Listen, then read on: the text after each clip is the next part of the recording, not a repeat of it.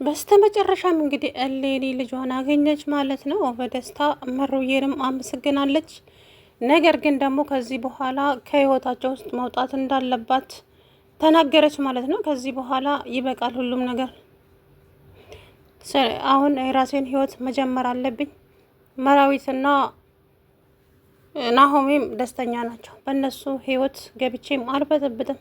አዎ ለራስሽ አስቢ፣ ለራስሽ ወስኝ ብላ እንግዲህ ወሰነች ማለት ነው። ከህይወታቸው ውስጥ ለመውጣት ቆርጣለች። ይሄም ነው።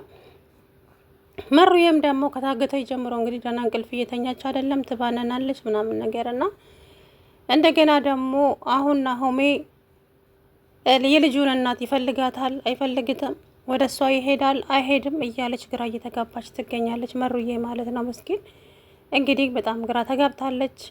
ጽናትም እንግዲህ ሶስና ጉድሽን አወጣልሻለሁ ኪራ ላይ ስትጫወቺ በፍጹም ቆሜ አላይሽም እያለች እያስፈራራቻት ትገኛለች። እንግዲህ ጽናትም ደግሞ ከአፏ ውስጥ የሚወጣው ነገር እንግዲህ ከባድ ነው። በስራዋ እንኳን እያደረገች ያለችውን ነው ሶስና እየተናገረቻት ያለችው። ግን ደግሞ ሶሲም ትዳሯን ለመበጥበጥ እንጂ ያው ልታቃን ነው አይደለም። ኪራ ያልሆነ ነገር ሲሰማ ጽናትን መቼም ይምራታል አለ። እውነቴን ነው። በማስረጃ የሆነ ነገር ወይ ስልክ ስታወራ የነበረውን ሪከርድ አድርጋ ለኪራ ብትሰጠው ለጊዜውም ቢሆን እንዴት እንደዚህ ታደርጊያለሽ በእኔ ላይ ለምን ብሎ ጽናትን ሊወቅሳት ይችላል። እና ያን ነገር ተገቢ አይደለም። ሶስናም እንግዲህ ሁሉንም ተይውና ከህይወታቸው ውስጥ ውልቅ ብለሽ ውጪ ማለት ነው። ምክንያቱም ራሷ የኪራ ፍቅር ሲያየልባት ራሷ ይሄ ቤኪ የሚባለውን ሰውዬ ከህይወቷ ውስጥ ታስወጣዋለች። ገባችሁ? ልጅቷ እኔ እንጃ አንዳንድ ጊዜ የምናደርገውን ነገር አናውቅም እኮ ማለቴ በቃ ይሄ ቤኪ ተብዬው ትዳር ይዛለች አይደለ? ስለዚህ ስልኩን አለማንሳት ወይንም ደግሞ ብሎክ ማድረግ። የምሬን ነው። እንደዚህ በተደጋጋሚ እየደወለ የሚያስጨንቃትና በቃ ሰላም የሚነሳት ከሆነ እንዳየሁት ከሆነ በፍቅር ነው እያወራችሁ ያለችው። መቼም አንድ ሰው የማይፈልጉትን ሰው አይደለም ስልክ ቆሜ ሊያወራለት ይቅርና አላነሳውም። ሲጀመር ብሎክ የሚባል ነገር እኮ አለ። ብሎክ አድርጋ አገልግል ማለት ነው። እሷ ግን ፈልጋ ፈቅዳ ነው የምታወራውና መንገዱን እየሄደች ያ ነገር ደግሞ ሶስናን ቅጥል ድብን አድርጓታል። ከባድ ነው እንግዲህ የኒና ፍቅረኛም የድሮዋ የእሷ ፍቅር በህይወቴ እንደሷ የጎዳሁት ሰው የለም እዚች ምድር ላይ በጣም ጎድቻታለሁ። ስለዚህ ልክሳት እፈልጋለሁ እያለ እንግዲህ ናቲን መንገድ ላይ ጠብቆ የእሷን ቤት የናሆሜን ቤት እንድታሳየኝ እፈልጋለሁ። አሁን ያለኝ አማራጭ ናሆም ብቻ ነው። ምክንያቱም እኔ ልጁ እንድትገኝለት ተባብሬዋለሁ። እሱም ደግሞ ከኒና ጋር እንዲያገናኘኝ ግዴታውን መወጣት አለበት ብሏል። ምክንያቱም ባለፈ ጊዜ የፈለግከውን ነገር አደርግልሃለሁ፣ የፈለግከውን ነገር ብቻ ሚስቴና ልጄን አምጣልኝ ብሎ እግሩ ላይ ወድቀዋል ነበረ። ስለዚህ ናሆሜ ቃል ገብቶልኛል። አሁን ያለኝ አማራጭ ናሆም ነው። ሄጄ እንትን እለዋለሁ፣ ናሆሜን ከሷ ጋር አስታርቀኝ እለዋለሁ። እንደምንም ብሎ ከሷ ጋር ያስታርቀኛል አለ ማለት ነው። እንግዲህ ናቲሻም እንደው ኮርኩም እየሰጡት እየኮረኮሙትም ቢሆን ይገርማል እንደው ብቻ። እናም ስለዚህ ከዚህ በኋላ ምንም የሚመጣ ነገር የለም። ብዙ ነገር አድርጊያታለሁ፣ ብዙ ነገር አስከፍቻታለሁ። በሰዓቱ ልጅነትም ነበረ። ስለዚህ እሷ ተቀይማኛለች አውቃለሁ። ብዙ በደል አድርሼባታለሁ። ያንን ነገር ላትረሳው ትችላለች። ግን ደግሞ ጥሩ ጊዜ አሳልፈናል። እኔና እሷ የማይረሱ ትዝታዎች አሉ እሷ ጋር። በዛ ምክንያት ልትታረቀኝ ትችላለች እና ምክሳታለሁ እያለ እንግዲህ ልጁ በሷ ፍቅር ጦዝ ብሏል ማለት ነው። እንግዲህ ጽናት ኪራዬ የሰው ወሬ ሰምተህ አትርቀኝም አይደለ? አንቺ ልጅ ምን ሆነሻል? ማውራት የተፈለግሽውን ነገር በቀጥታ ተናገሪ ጽናት። ምንድን ነው የሆንሽው? እኔና አንቺንስ የሚያራርቀው ምንድን ነው? እንደገና ደግሞ እንደዚህ እንቅልፍ የነሳሽ ነገር ምንድን ነው? ብቻ አላቅም ጽናት፣ ምን እየሆንሽ እንዳለ ከእኔ ምን እንደደበቅሽኝ አንድ ነገር ብናገርሽ ዘለሽ ትነሻለሽ እና ስለዚህ ምንድን ነው ችግሩ ተናገሪ እያላት፣ አይ እዛ ጎረቤት እኮ እዛ ታይ ሰፈር እኮ እዛ ላይ ሰፈር እኮ እያለች እንግዲህ ዝም ብላ ትቅበዘበዛለች እንጂ ችግሯን አልተናገረችም ማለት ነው። ቤኪን ከሆነ ፈልጋ ፈቅዳ ነው የምታናገረው። ይሄ በፍጹም ምክንያት ሊሆን አይችልም መቼም ማለት ነው። ምክንያቱም በግድ ደወለልኝ ማለት አይቻልም። እንዴ ፍስስ ብላ እንደዚህ እያወራችሁ ትዳር ያላትም አትመስልም እኮ እውነት ለመናገር ገና ለገና እንግዲህ የዚህ ቤት ባለቤት ማን ነው አለቻት ኒና። አንቺ ነሻ። ስለዚህ ሶስና የምትባል ሰው እዚህ ቤት እንዳትገባ፣ እሷ ትዳሬ ልታፈርስ ተነስታለች።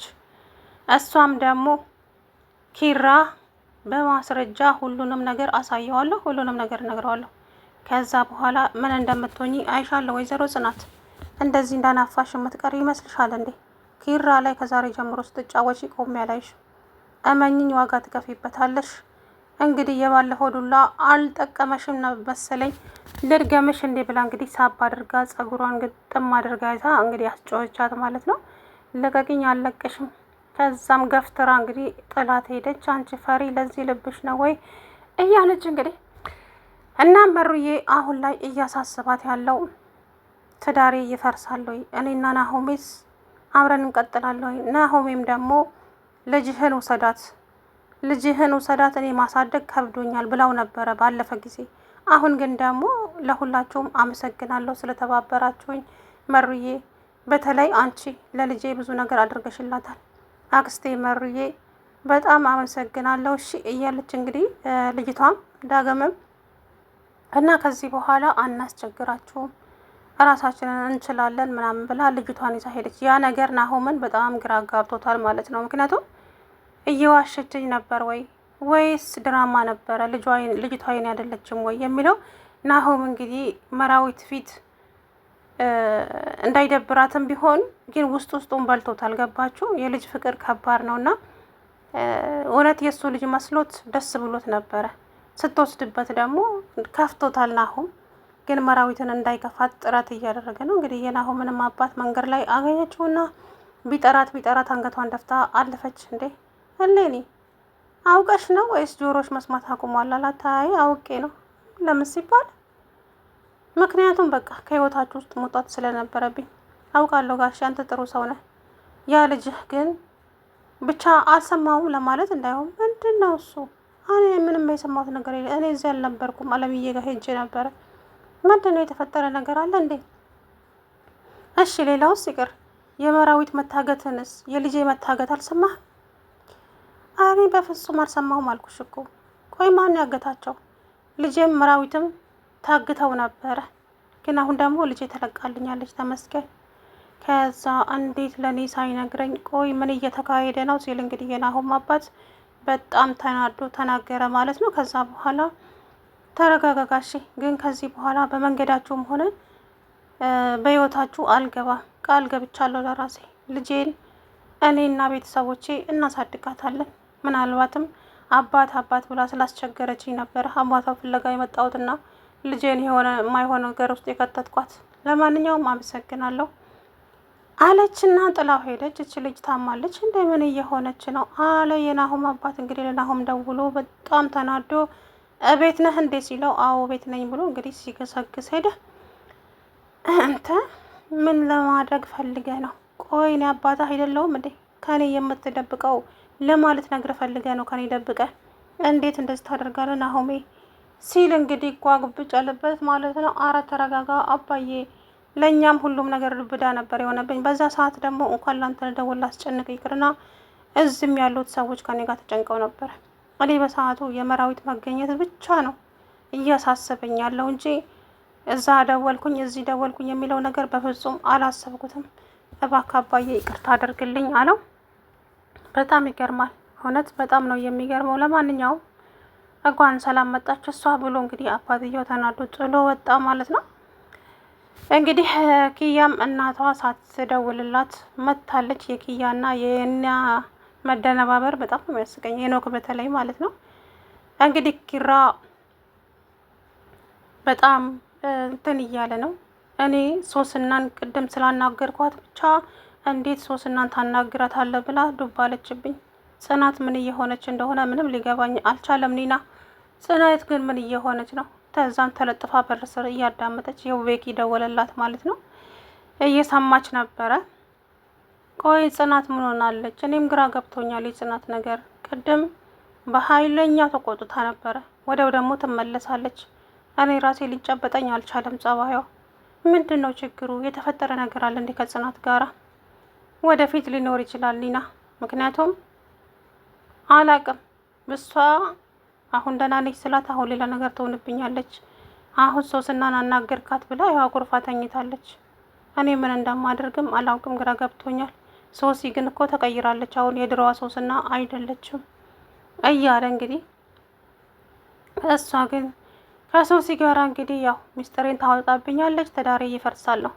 እሷ ግን ነገሮቹን ገልብጣ በድሮ ማንነቴ እየሰደቡኝ ነው አለች። መቼም ከቤኪ ጋር ታወራለች አለችኝ እንዳትል ብላ በድሮ ማንነቴ እየሰደበችኝ ነው።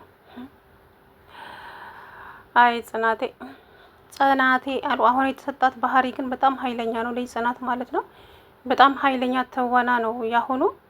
የድሮ እኮ የዋ ነበረች፣ ማንም ነበር የሚጠፈጥፋት። ምስኪን ያም ይመጣል ቤቲ እጅም ሶስና ብቻ ብዙ ሰው ነበረ ጽናት ላይ እጁን ያላሳረፈ ሰው አለ እንዴ? ናሆም መጥቷታል እኮ ጽናትን ታስታውሱ እንደሆነ ማለት ነው። እና እሷን እጇን ያላሳረፈበት አሁን ደግሞ በተራዋ እንግዲህ በቀል ነው የያዘችው። ገባቸው? ድሮ ያደረጓትን ሰዎች በሙሉ እየተበቀለቻቸው ነው። ምክንያቱም ብዙ ነገር አድርገዋታል፣ ብዙ በጣም ብዙ ማለት ነው። እሷም ደግሞ ለእያንዳንዳቸው ዋጋቸውን እሰጣቸዋለሁ፣ እኔስ ጽናት አይደለሁም እንደዛ እንደተጫወቱብኝ እጫወትባቸዋለሁ እያለች እንግዲህ ጽናቴ ተያይዘዋለች። መጨረሻው ይመር እንጂ ብቻ ከባድ ነው። እንግዲህ መሩዬም እንቅልፍ የተባለ ነገር እየተኛው አይደለም፣ ተጨንቅ ያለው ጭንቅ ውስጥ ነው ያለሁት። የሚታየኝ ጨለማ መጋዘን ነው። ናሆሜ ምግብ ስበላ ከጉሮሬ ላይ አይወርድልኝም፣ ይጨንቀኛል እያለች ነው ማለት ነው። ሰላም ውድና የተከበራችሁ የቻናሌ ቤተሰቦች እንዴት ናችሁ? አለሁ ደህና ነኝ። እንግዲህ እሌኒ ልጇን አግኝታ ተደስታለች።